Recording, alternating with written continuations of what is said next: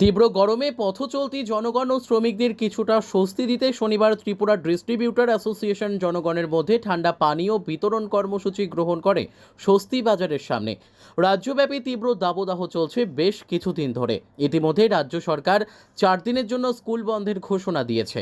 আজকের এই কর্মসূচিতে মেয়র দীপক মজুমদার ও কর্পোরেটর রত্না দত্ত উপস্থিত ছিলেন। একই সাথে এদিন পৌর নিগমের 31 নম্বর ওয়ার্ডের উদ্যোগে রামঠাকুর সংঘ এলাকায় পথচারীদের মধ্যে শরবত বিতরণ করেন বিজেপির রাজ্য সভাপতি রাজীব ভট্টাচার্য, এলাকার কর্পোরেটর সহ অন্যান্যরা।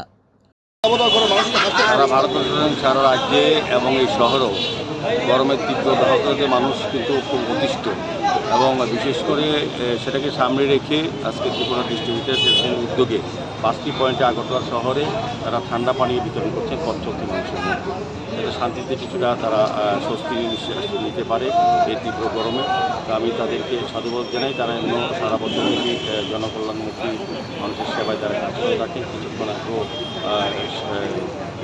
2 নম্বর ওয়ার্ডের কর্পোরেটর মাননীয় আসামের চেয়ারম্যান উদ্যোগে এই ধরনের প্রোগ্রাম নেওয়া হচ্ছে। আমি সার্বিকভাবে বলবো সারা রাজ্যে যারা সমাজসেবী সংগঠন, বিভিন্ন ক্লাব, বিভিন্ন প্রতিষ্ঠান এই ধরনের যেমন অ্যাসোসিয়েশনের মতো তারা কিন্তু এগিয়ে এসেছে। আমার খুব ভালো লাগলো। আমি তাদের ধন্যবাদ জানাই। মানুষ অন্তত একটু শান্তি পাবেন এই তীব্র দাহর মধ্যে, নিস্তার পাবেন, তারা শান্তি পাবেন।